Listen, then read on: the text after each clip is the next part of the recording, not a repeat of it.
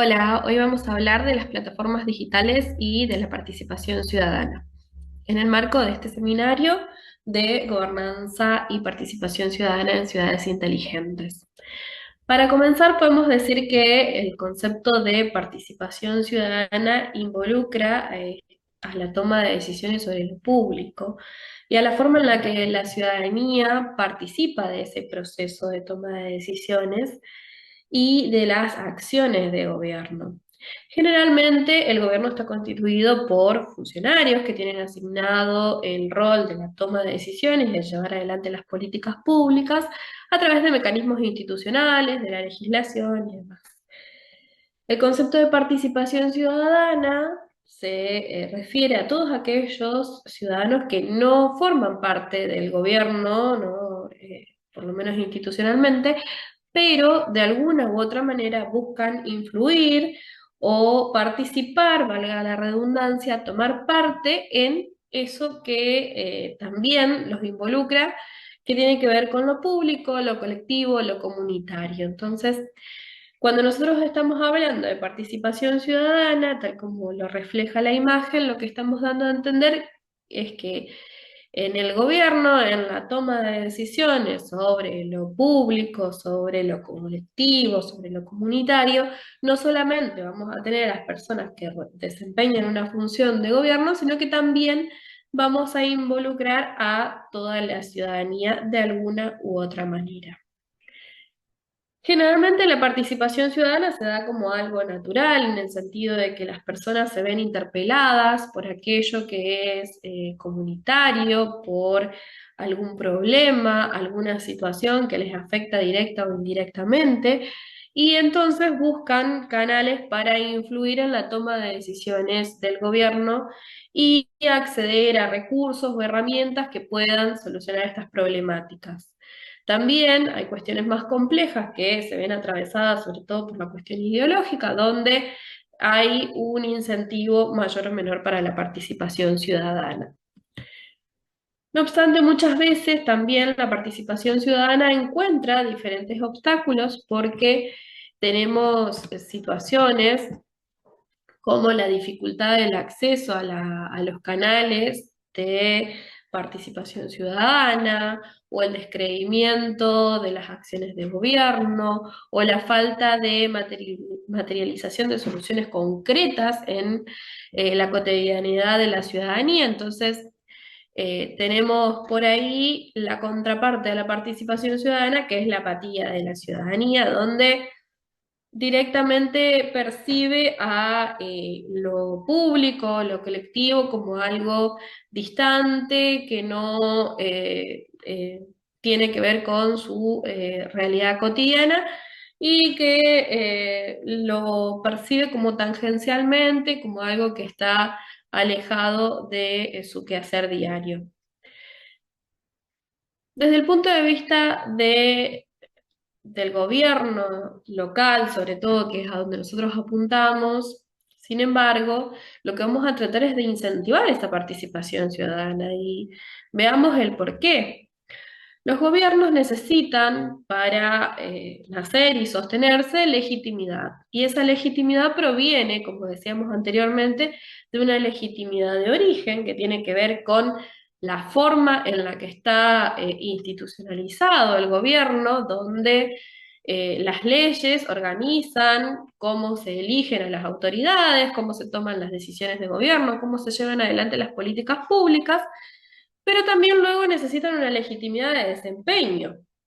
Y ahí es donde la herramienta de la participación ciudadana se vuelve una herramienta indispensable, donde los ciudadanos pueden evaluar el gobierno, avalar sus acciones, evaluar su desempeño en el sentido de valorar los resultados, las metas alcanzadas, los procesos que están llevándose adelante, dar su opinión, pero también intervenir directamente para direccionar recursos y herramientas hacia los temas y las problemáticas que a ellos les interesa resolver, y de esa manera el gobierno y la ciudadanía en general se encuentran en sintonía y el gobierno tiene esta legitimidad de desempeño donde no solamente fue electo y responde a los canales institucionales, sino que también tiene el acompañamiento de la ciudadanía que respalda su gestión y respalda sus acciones de gobierno. Entonces,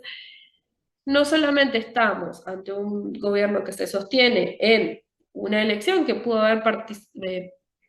haber sucedido hace ya varios años, sino también en un gobierno que día a día se ve respaldado por la participación de la ciudadanía y su respaldo a través de diferentes mecanismos.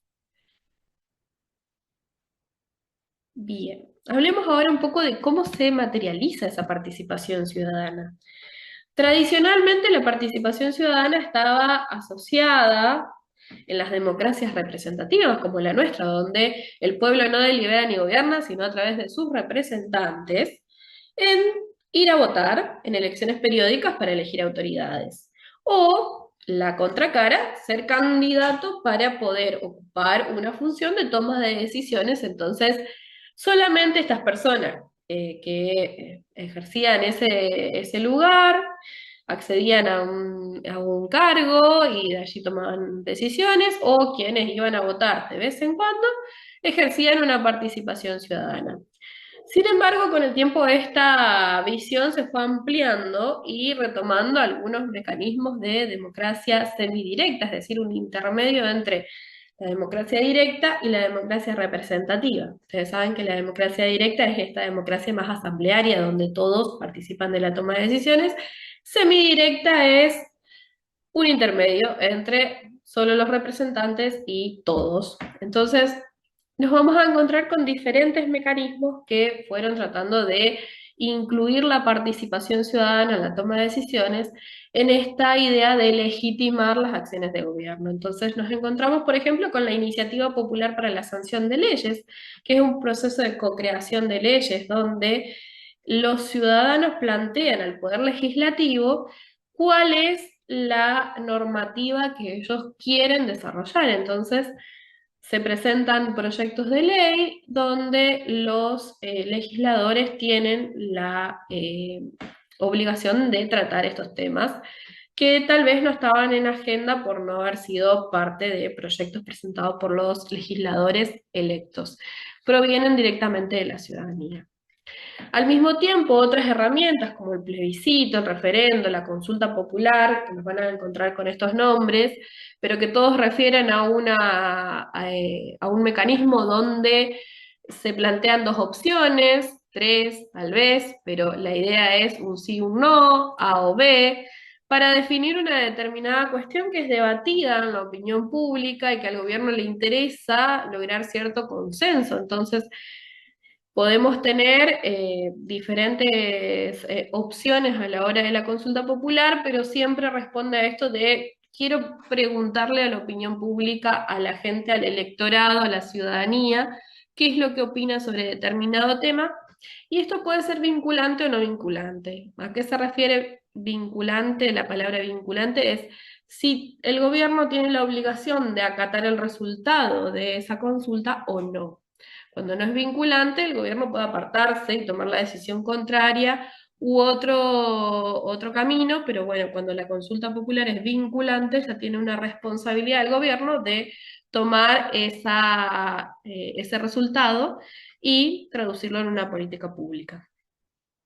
Otra forma de participación ciudadana que también está institucionalizada desde hace mucho tiempo en nuestro país, aunque con diferente grado de desarrollo, dado que la justicia suele ser de organización provincial, es el juicio por jurados, que es una participación directa en la administración de justicia por parte de la ciudadanía, donde va a ser el ciudadano de a pie el que administre justicia en un determinado caso. Es algo que por ahí no se percibe como participación ciudadana porque no está muy desarrollado en nuestro país, pero que realmente implica que un ciudadano ocupe un rol que tradicionalmente está asignado a los funcionarios de gobierno. Entonces, en vez de que sea un juez el que imparta justicia, va a ser un jurado integrado por ciudadanos, que obviamente tiene todo sus requisitos de participación, de funcionamiento y demás que están establecidos por ley, pero en general implica esta toma de decisiones de gobierno.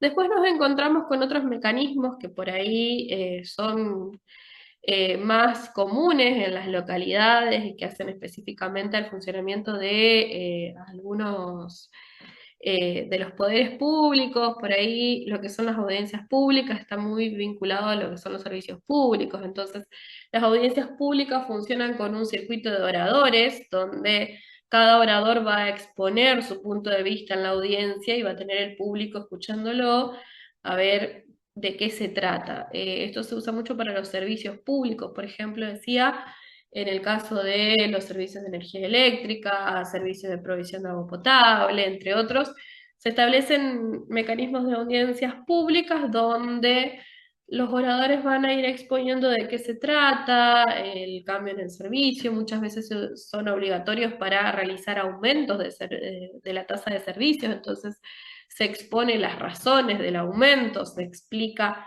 por qué se lleva adelante el aumento, cuáles son los argumentos en contra, porque como las audiencias son públicas, puede haber oradores en uno o en otro sentido. Y básicamente es un requisito para que todos sean escuchados. El debate ciudadano, por su parte, lo que trata de hacer es contraponer opiniones, entonces implica, por definición, una discusión, no siempre lo que vemos como debate ciudadano por ahí en épocas electorales, sobre todo entre candidatos, es un verdadero debate, pero la idea del debate es un intercambio de opiniones, opiniones que generalmente están contrapuestas, entonces uno puede ver y evaluar diferentes alternativas. El debate ciudadano también se da en torno a diferentes temas donde cada ciudadano va a exponer su opinión y el que ve o asiste al debate puede sacar sus conclusiones. Por otro lado, volviendo al ámbito del poder legislativo, y esto se da mucho en los consejos deliberantes, podemos tener una banca ciudadana, es decir, una persona que no ha sido electa para el consejo, pero que de alguna forma ocupa temporalmente ese lugar y propone proyectos, iniciativas de legislación, o puede expresar una inquietud de la ciudadanía. Esto a veces está más o menos institucionalizado, pero en general funcionan todos los consejos donde hay un espacio para el ciudadano de a pie que se exprese sobre determinados temas o que proponga proyectos de su interés. Por otro lado, nos encontramos con la institución del voluntariado social, algo que está promovido en nuestro país y que tiene que ver con estas personas que son ajenas a las instituciones de gobierno, pero que de alguna forma colaboran, participan de determinadas actividades, entonces se da esta situación de voluntario o de voluntaria donde sin ser parte del gobierno colaboramos de alguna manera en alguna actividad. Es muy importante por ahí tenerlo presente porque muchas veces el municipio puede llevar adelante eventos o actividades en las que se suman muchas personas y esto está legislado, está institucionalizado, entonces por ahí es importante darle un marco a esa colaboración que realizan los ciudadanos. Después tenemos dos iniciativas que también vienen pisando fuerte en el ámbito local. El presupuesto participativo, que implica asignar recursos no por los canales tradicionales, que son ejecutivo hace el presupuesto, legislativo lo aprueba y queda firme, o en este caso lo que hace el presupuesto participativo es una porción de esos recursos la destinan los vecinos directamente. Entonces, hay un mecanismo de participación donde se establece un monto de presupuesto, un monto de recursos que van a ser asignados a determinados proyectos que son propuestos directamente por los vecinos de acuerdo a lo que ellos perciben como necesario, que no necesariamente coincide con el criterio del legislador o el criterio del secretario de Hacienda de un determinado municipio. Entonces, este es un mecanismo de asignación de recursos más abierto. Lo mismo pasa con la planificación participativa. En la planificación participativa lo que hacen los vecinos es reunirse, establecer un diagnóstico, priorizar los problemas, priorizar a cuáles se debe atender primero, luego establecer posibles soluciones, priorizar cuáles son más viables y establecer metas a corto y largo plazo. Entonces, se puede trazar una hoja de ruta común con el gobierno para planificar acciones sobre un determinado tema o para abordar una determinada problemática. Esta herramienta también está teniendo mucho desarrollo en los municipios porque de alguna forma establece consensos para situaciones complejas. Ahí es donde más sirve porque no necesariamente el funcionario tiene que tener todas las respuestas. Lo ideal sería que sí, pero la verdad es que muchas veces no pasa y a veces hay situaciones que involucran a un gran número de vecinos, donde el conflicto está en una escala que es difícil de gestionar, entonces viene bien esta herramienta como para poner el conflicto sobre su eje y tratar de trabajar conjuntamente en encontrar soluciones y en cumplir con los objetivos de gobierno y los objetivos que tienen los ciudadanos también cuando se presentan este tipo de situaciones. También encontramos instituciones que colaboran con el gobierno y que están integradas por ciudadanos, como por ejemplo las asociaciones barriales, que tienen un fuerte anclaje territorial, entonces los vecinos de un determinado barrio muchas veces usan esta asociación barrial para poner en la agenda del gobierno determinadas problemáticas que son específicas de su territorio. Y esto para el gobierno es una herramienta muy importante porque de alguna forma le puede diagramar las políticas públicas en el territorio, que siempre es una gran ayuda, sin perjuicio de que el gobierno local tiene que tener una percepción integral del territorio. Para trabajar sobre políticas públicas muchas veces está bueno poder coordinar con las asociaciones barriales cuando se va a hacer un determinado proyecto, una determinada acción de gobierno en ese territorio. Lo mismo pasa con las asociaciones civiles, que son grandes aliados del gobierno, cuando realmente hay una colaboración y una coordinación, porque las asociaciones civiles trabajan sobre determinados ejes que son parte de su objeto social, entonces trabajan temas que por ahí son de interés para las políticas públicas que lleva adelante el gobierno y que le permiten de alguna forma coordinar. Por ejemplo, si tengo una asociación civil que trabaja sobre el tema discapacidad, yo que quiero llevar adelante una política pública para las personas con discapacidad, puedo realmente establecer un vínculo y coordinar con esas asociaciones civiles que vienen trabajando en esta materia. Entonces, realmente son vínculos estratégicos y muy productivos cuando se logran establecer y vemos acá también vecinos comprometidos, involucrados en la tarea de participar en las decisiones de gobierno e influir de alguna manera en las políticas públicas que se llevan adelante. Por otro lado, y ya con una cuestión más burocrática, tenemos el reclamo del recurso administrativo, que muchas veces es ese pasito que hacen los ciudadanos para poner a andar una respuesta del Estado más específica. Muchos gobiernos locales han logrado llevar adelante procesos un poco más sencillos para lo que es el reclamo administrativo, pero el reclamo administrativo lo que suscita en el gobierno local es la obligación de tener que dar una respuesta a una determinada situación. Entonces, en ese sentido, los ciudadanos también ponen a andar ese reclamo, ese recurso, con la idea de ponerle en agenda al gobierno una determinada cuestión.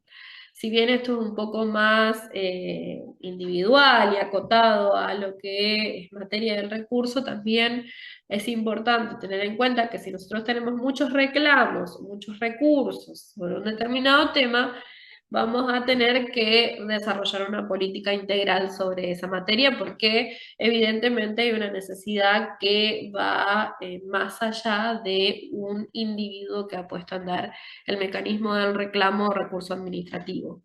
Por eso lo ponemos acá, porque si bien no es estrictamente afín al concepto de participación ciudadana, que es un concepto de participación plural, amplia y demás, lo cierto es que cuando nosotros vemos que muchas personas reclaman una determinada cuestión, eso tiene que entrar en la agenda del gobierno. Por último, y no menos importante, algo que sin duda influye y viene desarrollándose mucho en el último tiempo eh, en la agenda de los gobiernos es la protesta social. La protesta es un derecho constitucional derivado del derecho de peticionar a las autoridades, que si bien muchas veces es espontáneo porque sucede como respuesta natural ante una determinada acción que de alguna manera se siente como lesiva de un determinado interés, también es cierto que en los últimos tiempos ha sido una gran herramienta para presionar en el direccionamiento de políticas públicas. Por ejemplo, nosotros vemos campañas como el Ni Una Menos, que va a estar analizado en la bibliografía que les dejo acá en el curso, o como la campaña por el derecho al aborto, o incluso algunas protestas que han ido en contra de resoluciones judiciales, como fue la resolución judicial del 2x1, donde hubo protestas sociales que hicieron revisar esas decisiones. Entonces, ya sea para dar vuelta a una decisión o para promover una legislación en un determinado sentido, o incluso para poner en agenda determinados temas, la protesta social viene siendo una gran herramienta para la participación ciudadana que se combina con otros elementos que hacen que los ciudadanos puedan realmente influir sobre las decisiones de gobierno. Y a nivel local también tienen otro impacto, porque bueno, al ser un poco más chico el territorio y demás, también es una cuestión que cuando tenemos muchas personas que reclaman por algo, como les decía en el punto anterior, es algo a lo que el gobierno debe prestar la atención.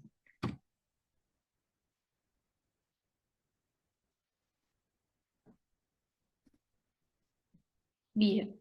¿Qué ha pasado en los últimos tiempos con la cuestión de la participación ciudadana? Bueno, nosotros veíamos y hablábamos de todo esto, gente que coincidía en tiempo y espacio y participaba. Ahora bien, como estamos en la era de la tecnología, de la información y la comunicación, todo lo que se hacía analógicamente ha ido migrando al entorno digital. Entonces, se han ido desarrollando herramientas para promover la participación de los ciudadanos en los procesos de toma de decisiones y control de los asuntos públicos. Estas plataformas digitales permiten hacer propuestas, apoyar iniciativas de otros ciudadanos, participar con diversos mecanismos de todos los que estuvimos viendo, hay un montón, y sobre todo que el ciudadano tenga esta interacción más fluida con el gobierno. Veíamos antes los desafíos que tiene la participación ciudadana, esto de que a veces había personas que no podían acceder por diferentes motivos, bueno, no estoy justo en el lugar, está lejos, en ese horario trabajo. Hoy en día todas esas cuestiones han sido un poco sorteadas por la aparición de la tecnología y de las plataformas digitales que hacen que sea más sencillo el diálogo ciudadano-gobierno.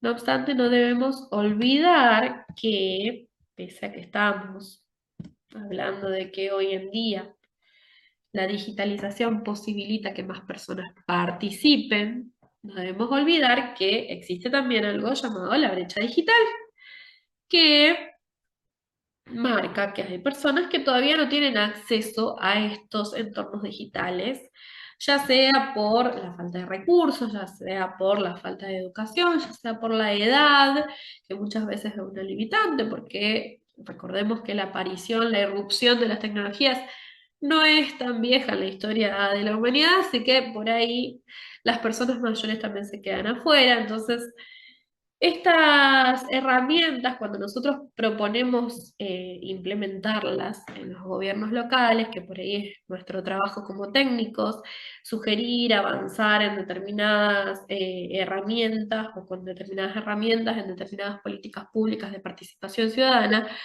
lo que tenemos que tener en cuenta es que eso siempre tiene que estar acompañado de un desarrollo de capacidades en la comunidad. Capacidades en el sentido de que tenemos que generar herramientas que los ciudadanos puedan utilizar.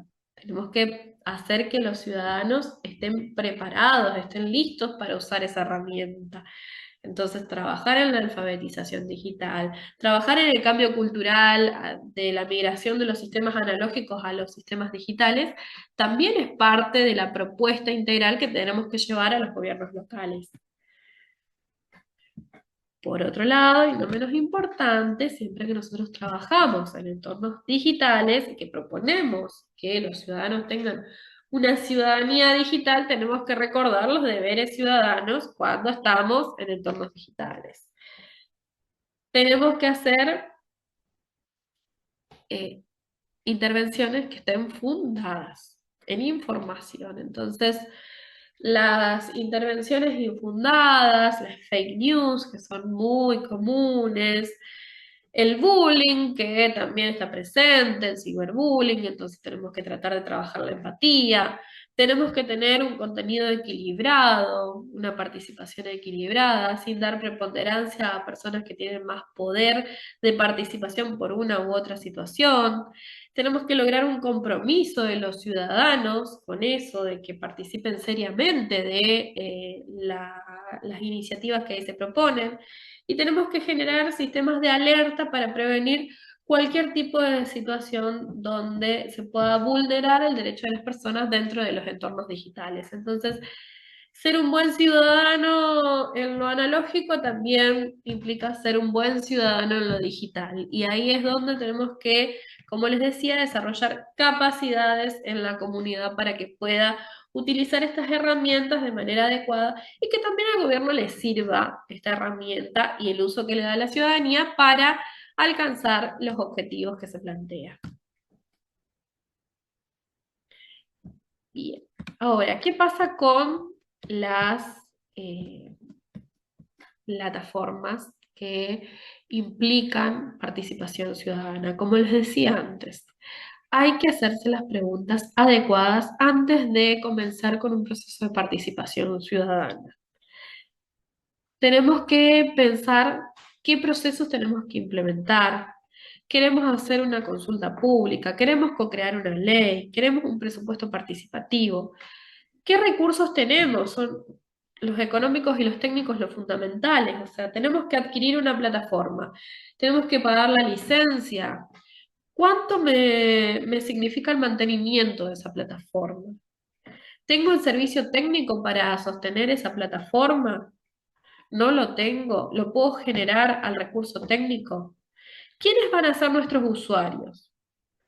¿Va a ser toda la población? ¿Va a estar dirigido a un segmento de la población? ¿Qué necesidades tienen? ¿Qué hemos podido relevar? ¿Tenemos algún dato de ese público objetivo?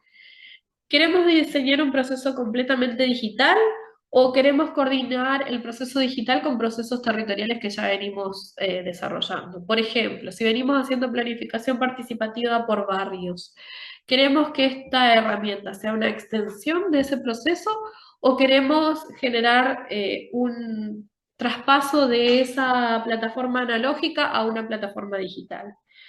¿Cuán prioritaria es la seguridad y la confiabilidad de lo que nosotros vamos a poner en esa plataforma? Estas son las preguntas correctas que nosotros nos tenemos que hacer a la hora de proponer un proceso participativo en entornos digitales a cada municipio.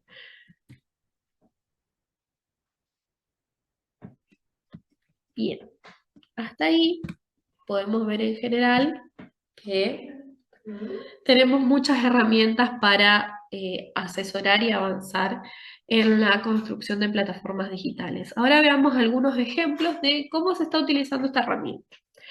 Por ejemplo, tenemos plataformas digitales que se dedican a elaborar presupuestos participativos. Entonces tenemos gestión integral de presupuestos participativos, generando instancias de diálogo entre la ciudadanía y los gobiernos, que era lo que nosotros queríamos hacer, vincular gobierno y ciudadanía.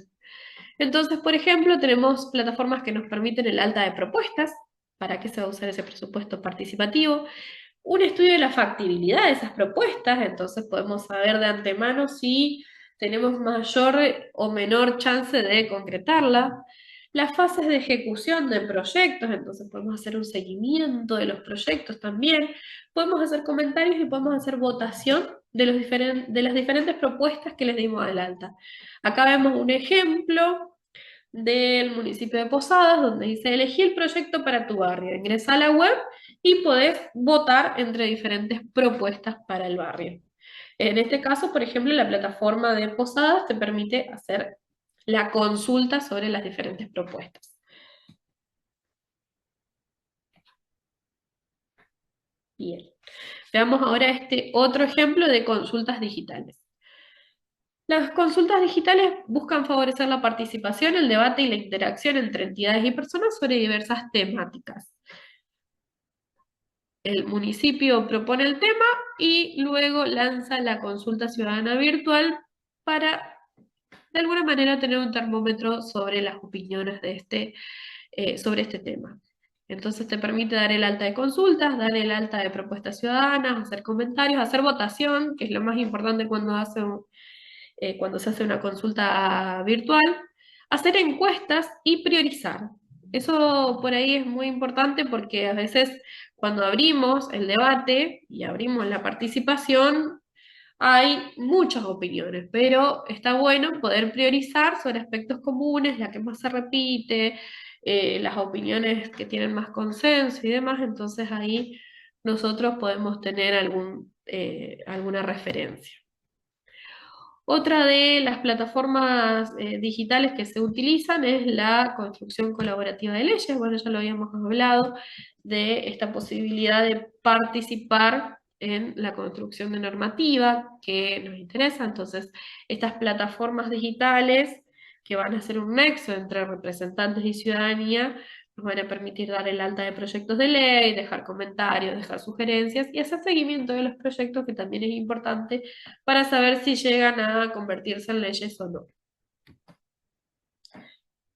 Otro ejemplo son las que permiten el seguimiento de los objetivos, el seguimiento de las metas, del cumplimiento de objetivos. Entonces, podemos publicar metas y compromisos de gobierno facilitando el seguimiento ciudadano.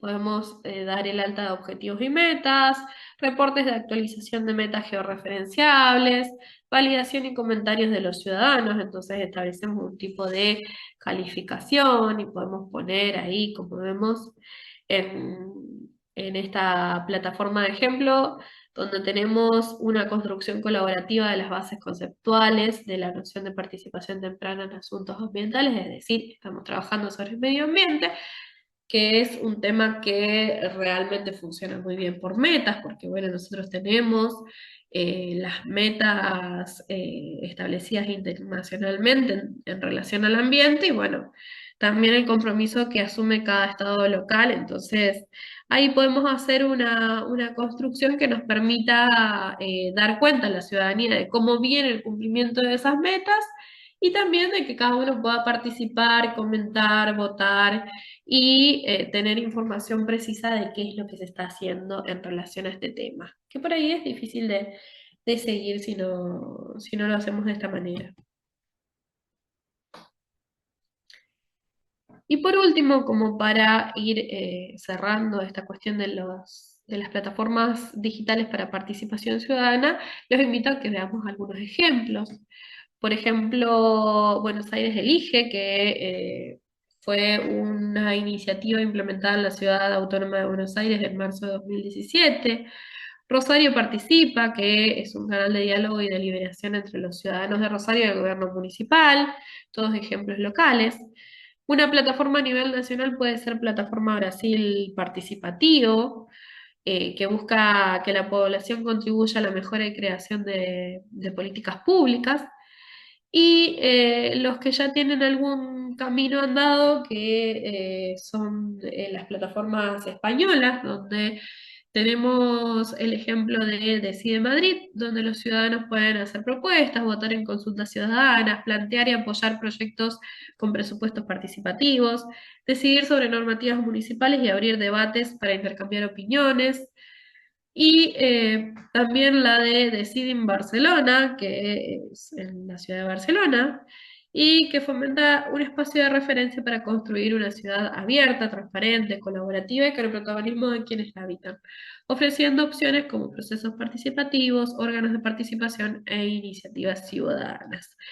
En el trabajo que les dejo a continuación van a poder analizar con más detalle la plataforma de CIDE Madrid, pero bueno, para que tengan presente que esta herramienta se viene desarrollando en varias localidades, tanto a nivel nacional como a nivel internacional, entonces pueden tener una referencia de cómo se utiliza esta herramienta.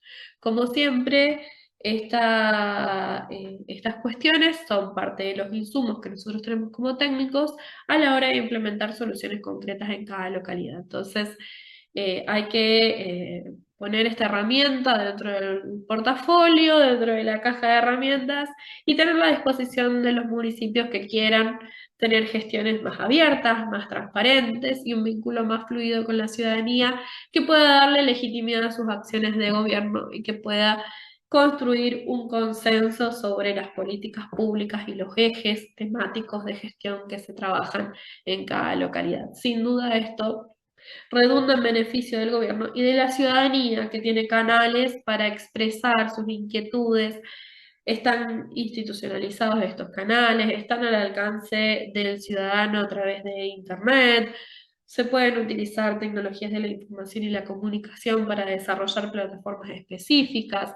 Hay un mercado también que ofrece plataformas estándar, entonces también se puede adquirir a través de diferentes empresas y hoy en día es otra de las cuestiones que nosotros podemos promover para tener ciudades que no tengan un gobierno distanciado de las necesidades de sus ciudadanos, sino que tengan, por el contrario, gobiernos totalmente compenetrados con la situación que atraviesan las personas que viven en su municipio. Como nosotros hablamos siempre desde las ciudades inteligentes, estamos tratando de poner en el centro del debate a las personas, a su calidad de vida, a todo aquello que contribuya a que los ciudadanos estén en mejores condiciones. Así que esta es otra herramienta. Muchas gracias por escuchar, por mirar este video. Les agradezco muchísimo y los espero en la próxima clase.